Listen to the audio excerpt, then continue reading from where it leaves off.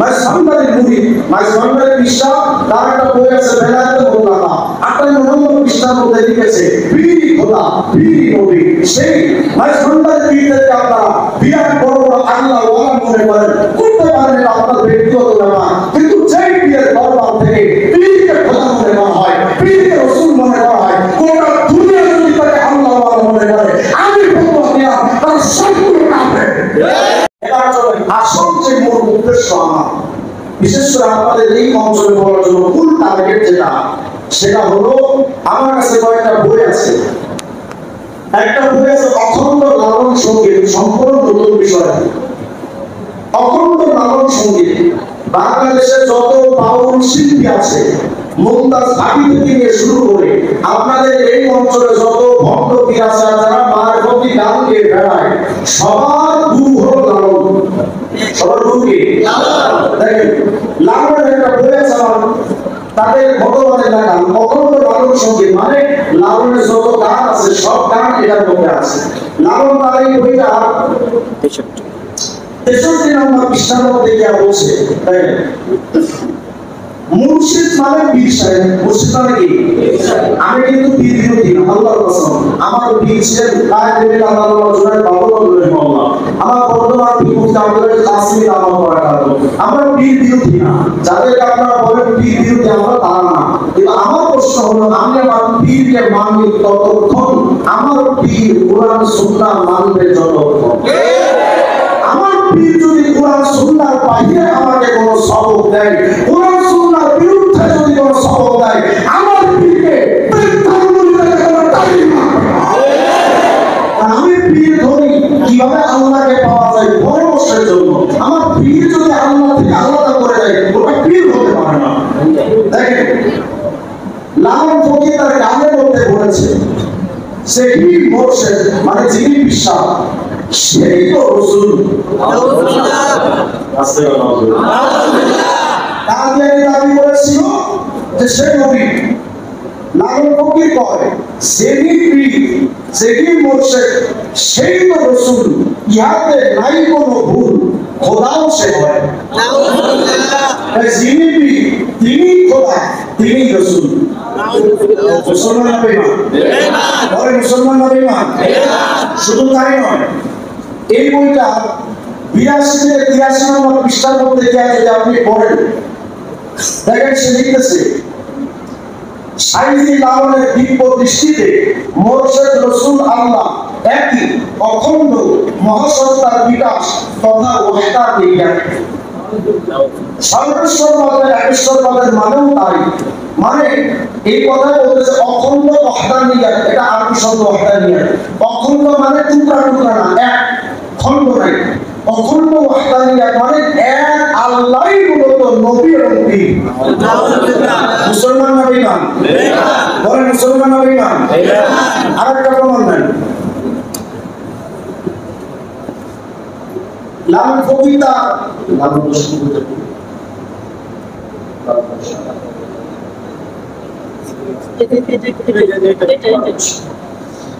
এখন কত শুনলেন পীর খোদা, এখন শুনলেন লালনই আল্লাহ। দেখেন এটা লালন দর্শন, আব্দুল মান্নানের লেখা। লালনের একান্ত খাদেম এবং লালনের যে দরবার আছে সে দরবারের অন্যতম খাদেম। লালন দর্শন 103 নম্বর পৃষ্ঠার মধ্যে লিখেছে লালনকে কোন ঐতিহাসিক ব্যক্তিত্ব রূপে ধরে নিয়ে আমরা এগোতে পারি না। আমাদের কাছে তিনি তথা লালন চিরন্তন শাশ্বত মূল সত্তা। মূল সত্তা মানে কি? আল্লাহ। আর মূল সত্তা মানে কি? আমরা তো সবাই সত্তা, এক এক সত্তা, কিন্তু মূল সত্তা কি? চিরন্তন মানে আল হাই, যিনি কখনো মরবেন না, যিনি মরবেন না চিরন্তন কে? আর এরা কয় লালনই চিরন্তন মূল সত্তা, তার মানে লালনই খোদা। বলেন এরা মুসলমান না বেঈমান? আচ্ছা আমরা বলেছিলাম মানতে হবে কয়টা? কোরআন, সুন্নাহ, সাহাবা। এবার দেখেন 57 নম্বর পৃষ্ঠা অখণ্ড লালন সঙ্গীত কি বিরোধ হোসেন অখণ্ড লালন সঙ্গীত লিখেছে 57 নম্বর পৃষ্ঠায় মোর্শেদকে মানিলে খোদার মান্য হয়। মুর্শিদ যা ইশারা দেয় বন্দেগীর তরিক সেই হয়, মানে মুর্শিদ ইশারা যেভাবে করবে এভাবেই তোমার বন্দেগী করা লাগবে।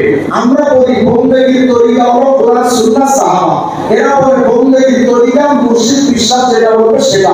দেখেন তারা স্পষ্ট করে লিখেছে এখানে মুর্শিদ রূপে আল্লাহ, নাউজুবিল্লাহ, মুর্শিদ রূপে আল্লাহ মানে কি? যিনি বিশ্বাস উনি মূলত মুর্শিদ রূপে আল্লাহ। মুর্শিদ রূপে আল্লাহ যার জন্য যে সাধন পদ্ধতি দান করেন সেটাই তার জন্য পালনীয় অপরিহার্য ধর্ম বিধান বা শরিয়াত। মানে বিশ্বাস যেটা বলবে এটাই মূলত শরিয়াত। বলেন তো এরা মুসলমান না বেঈমান? এজন্যই তারা পীরের পাশে দাঁড়ায়। লালন মতবাদ নিয়ে বলতে গেলে লম্ব টাইমের দরকার। আমি গত 2 সপ্তাহ যাবত লালনের ব্যবহার করছি, কিন্তু আগামাতে বুঝে পাচ্ছি এত বিস্তৃত ব্যাপার। তারা বলে লালনই খোদা, তুমি যার পীর বানাবে সেই পীর মূলত তোমার খোদা। কিছুদিন আগে আপনারা একটা গান শুনেছিলেন, কুমিল্লার একজন মাইজভান্ডারের মুরিদ, মাইজভান্ডারের বিশ্বাস, তার একটা বই আছে বেলায়েতে মোল্লাকা, 58 নম্বর পৃষ্ঠার মধ্যে লিখেছে পীরই খোদা, পীরই নবী। সেই মাইজভান্ডারের পীরদেরকে আপনারা বিরাট বড় বড় আল্লাহ ওয়ালা মনে করেন, করতে পারেন এটা আপনার ব্যক্তিগত ব্যাপার, কিন্তু যেই পীরের দরবার থেকে পীরকে খোদা মনে করা হয়, পীরকে রাসূল মনে করা হয়, গোটা দুনিয়া যদি তাকে আল্লাহ ওয়ালা মনে করে, আমি ফতোয়া দিলাম তার সম্পূর্ণ কাফের। এটা আবার কোনো সন্দেহ থাকার সুযোগ নাই। এজন্য তাদের দরবারে একজন গান বানাইছে, কুমিল্লায় বাড়ি একটা আসলা, গানটা কয় মুর্শিদ খোদা মুর্শিদ রাসূল দিলে মুখে করছি কবুল, মুর্শিদ খোদা মুর্শিদ রাসূল দিলে মুখে করছি কবুল, শুনে মোল্লার গোষ্ঠী ফতোয়া দিছে আমি নাকি কাফের হইয়াছি, আমি আর যাবো না মোল্লার কাছে, তওবা করেছি।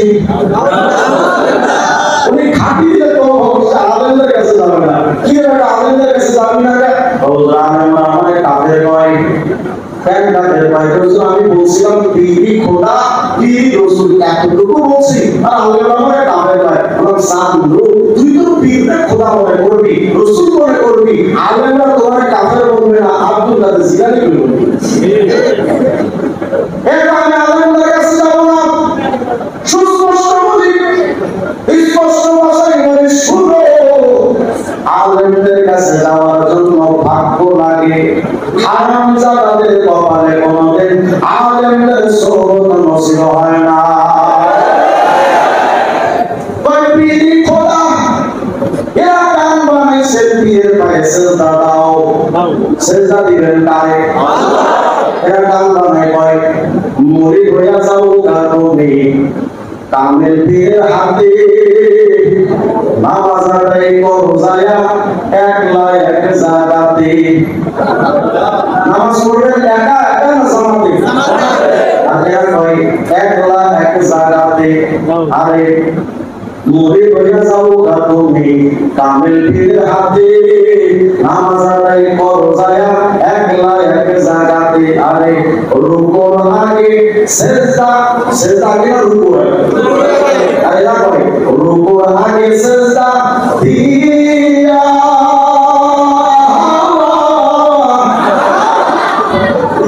আছে নাই সামনে দেখাবো চাহিয়া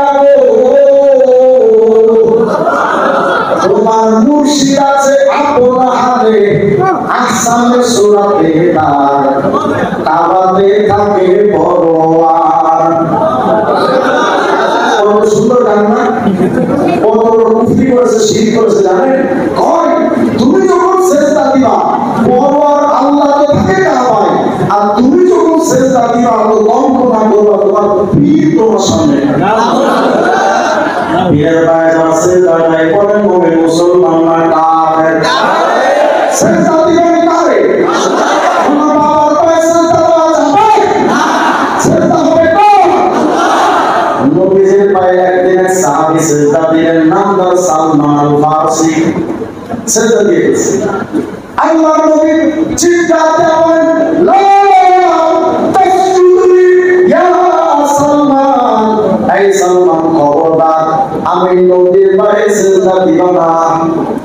ফাসজুদ লিল হাইয়িল্লাযী লা ইয়ামুত, সিজদা দিবা এমন সত্তাকে যিনি কখনো মরবেন না। তাহলে সিজদা দিতে হবে তারে যিনি কখনো মরবেন না। কবর মারা মুসলমান মারিফাতে রূপ ধারণ করে মরা পীরের কবরে সিজদা দেয়। সন্তান দেওয়ার মালিক কে? ভাগ্য পাল্টানোর মালিক কে? দেখি 5-6 বছর আগে একবার আমি মাহফিলে যাচ্ছি খুলনায়, তখন তো পদ্মা ব্রিজ হয় নাই। আমি যাচ্ছি আপনাদের এই মানিকগঞ্জ বাবরের সাগরিয়া দিয়ে ফরিদপুর হয়ে যাবো। তা আমি যখন ফেরিতে বসছি তো ভাবলাম যে গাড়ি থেকে একটু নেমে একটু হাঁটাচলা করি। গাড়ি থেকে যখন নামছি তো দেখি একটা সারা আংটি বিক্রি করতেছে, অষ্ট ঠাকুর আংটি। কি এই আংটি কোন কার্যকারিতা না থাকলেও সাপা ধরে কাজ হয়। আমি তারা শুনতেছি বক্তা তো সবকিছু তো লাগে, এইটা কি হয় ভাই? দাদা ভাই, একটা আংটি যদি হাতে ধারণ করেন তাই আপনার বউ শেখা দেবে না, প্রেমিকা ভেঙে যাবে না, ব্যবসায়িক উন্নতি হবে, আপনার রোগ ব্যাধি হবে না, মাথায় ব্যথা, কোমরে ব্যথা, গ্যাস্ট্রিক আলসার সব ক্লিয়ার। আমি মনে মনে ভাবলাম ভালোই তো, আংটির দাম 10 টাকা কিন্তু ফজিলত 16 টাকা।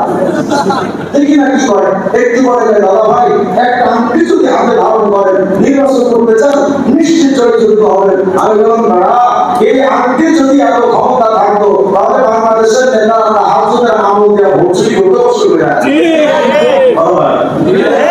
দেখি না কি করে, একটু পরে দাদা ভাই একটা আংটি যদি হাতে ধারণ করেন তাই আপনার ভাগ্যটা পরিবর্তন হয়ে যাবে। আমি বললাম ওরে হারাম করবো আপা, একটা আংটি হাতে ধারণ করলে যদি ভাগ্য পরিবর্তন হয়, তোর কাছে যে শত শত আমেরিকা না, তো তোর কপালে রাস্তা রাস্তা হকার কি দিবে? ভাগ্য পাল্টানো মালিক কে? মুসলমান ভাইরা, প্রশ্ন হলো মানবেন কয়টা? 1 নাম্বার, 2 নাম্বার, 3 নাম্বার। এই তিনটার বাহিরে যারা চলবে তাদেরকে আমরা মানি না। যারা তিনটার বিরুদ্ধে কথা বলবে তাদের কথাকে আমরা মানি না। এখন প্রশ্ন হলো, তিনটা জিনিস মানে বাংলাদেশে এমন বড় দল কিছু আছে নাকি? আছে। এই যে কওমি মাদ্রাসাটা দেখবেন, আমি পক্ষপাতিত্ব করার জন্য আসি না, বাস্তবতার সাথে মিলান। যদি না মিলে আমার কথা আস্তে করে বিক্ষিপ্ত করে দেন, আমার কোনো আশ্বাস নেই। কিন্তু যদি কথাটা বাস্তবসম্মত হয় মেনে নেন। এই কওমি মাদ্রাসায় আপনার ছোট্ট বাচ্চাকে পাঠাবেন, 2 মাস পরে বাচ্চাকে জিজ্ঞাসা, আব্বু তুমি যে কওমি মাদ্রাসায় গেলা কি পড়তেছো একটু শুনি।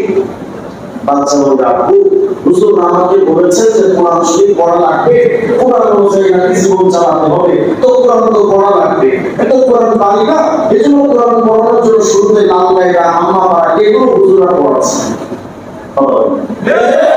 আর কি পড়ায়? তারপরে ওযু সুন্নাত জানি। ছোট ছোট বাচ্চাদের প্রথম সবক ওযুতে চাই ফরজ ফরজ।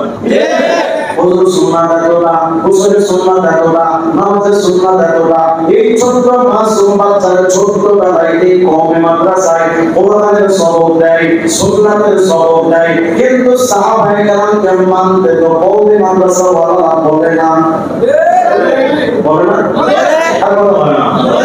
আপনি উপরে কিতাব পড়বেন, মানাকিবু সাহাবা, মানাকিবু আবি বকর সিদ্দিক, মানাকিবু ওমর, মানাকিবু উসমান বিন নুরাইন। সাহাবায়ে কেরামকে মানো, সাহাবীরা ছাড়া তোমার গতি শুদ্ধ হবে না।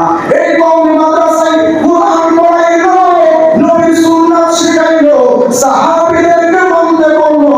এই মুমিন, এই কওমি মাদ্রাসায় কোনদিন এই তিনটার বাইরে চলতে বলে না, বলে না।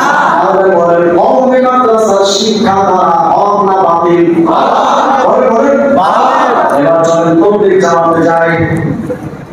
আপনাদের দিকে তবলিগ জামাত নাই? আছে। তবলিগ জামাতে যান। আমি যদি কথা মিথ্যা বলি আমার কথাটা ছুড়ে ফেলে দেন। যারা তবলিগের 3 দিন সবাই দিয়েছেন, এক চিল্লা সবাই যারা দিলেন তারাই বলবেন, আপনি যখন তবলিগ জামাতে গেলেন, বাইরে থেকে যখন মসজিদে ঢুকবেন, মসজিদে ঢোকার আগে আমি সাহেব সবাইকে বলবো এরা তার করাই করে না করে। আর কথা যদি আফসোস নাই। শুধুমাত্র বুঝে শুনে কম, মসজিদে ঢোকার আগে আমি শেষ সবাইকে গোল কইরা দাঁড় করায় বলে যে মামুনেরা আমরা তো মসজিদে ঢুকবো, কিন্তু মসজিদে ঢোকার সুন্নাত তো সবাই জানি না, একটু গোল হয়ে দাঁড়ান। মসজিদে ঢোকার জন্য নবীর কিছু সুন্নাত আছে, আমরা আগে ওগুলো আপোষে আলোচনা করে নেই, ওই অনুযায়ী আমরা মসজিদে ঢুকবো। বলা না সত্য না মিথ্যা? আপনি জামাতে প্রথম এসে আপনাকে সুন্নাতের সবক দিল, যখন মসজিদে ঢুকলেন খাওয়ার সময় আমির সাহেব বলবে এখন খাওয়া হবে না, আগে বলবে বসেন কেন? খাওয়ার জন্য কিছু আদব তথা সুন্নাত আছে, আমার নবী যেমনে খেয়েছেন আমরা তেমনে খাবো। শোয়ার আগে বলবে কোল হয়ে বসেন, আমার নবী কেমনে শুয়েছেন আমরা আগে আলোচনা করবো, সেই অনুযায়ী ঘুমাবো। তাহলে নবী তবলিগে যখন আপনি যাবেন, তবলিগের প্রথম শব্দ ভাই কিছু থেকে কিছু হয় না, যারা কিছু হয় আল্লাহর তরফ থেকে বলে না বলে না? তাহলে নবী বলেন তবলিগ ওয়ালারা আল্লাহকে মানে সুন্নাত মানে, কিন্তু তবলিগ ওয়ালারা তো সাহাবীদের মানে না, মানে না। এসব নামাজের পর দেখবেন এলাম দেয় ভাই, বাকি নামাজের পরে কিতাবের তালিম বসলে বহুত ফায়দা হবে। নামাজের পরে দেখবেন একজন বেচারা কিতাব বলছে, কি কিতাব? ও পড়ে লেখা ফাযাইলে সাহাবা। আমি সত্য বললাম না মিথ্যা? ফাযাইলে সাহাবা, একজন সাহাবীর জীবনী কইরা তাবলীগ ওয়ালারা কয় যে ভাই এভাবে আমাদের জীবন চালানো উচিত। তাহলে বলেন তাবলীগ ওয়ালারা হক না বাতিল? বাস এতটুকু আপনাদের সামনে হক এবং বাতিলকে চিনে চলার জন্য একটা মাপকাঠি আপনাদের দিলাম। আমাদের মাপকাঠি হলো কোরআন সুন্নাহ সাহাবা, এটার পক্ষে যারা আছে আমরা তাদের পক্ষে আছি। আমাদের সুস্পষ্ট কওমি মাদ্রাসা আমাদের সুস্পষ্ট বার্তা হলো কোরআন সুন্নাহ সাহাবা বাদ দিয়া বাদ কইলে বাপরে মারা যায় না। কোরআন সুন্নাহ সাহাবাকে বাদ দিয়া হেফাজতের আমি মুহিবুল্লাহ বাংলাদেশ সাহেব যদি বলেন আমরা তাকে বলি না। কোরআন সুন্নাহ সাহাবার পক্ষে যেই বলবেন আমরা তাদের সাথে আছি। আমরা জানবো ইনশাআল্লাহ। আল্লাহ তাআলা আমাদের সকলকে কথা বলার মতো আমল করার তৌফিক দান করেন, হক বাতিল চিনে আমাদের কবর যাওয়ার তৌফিক দান করেন।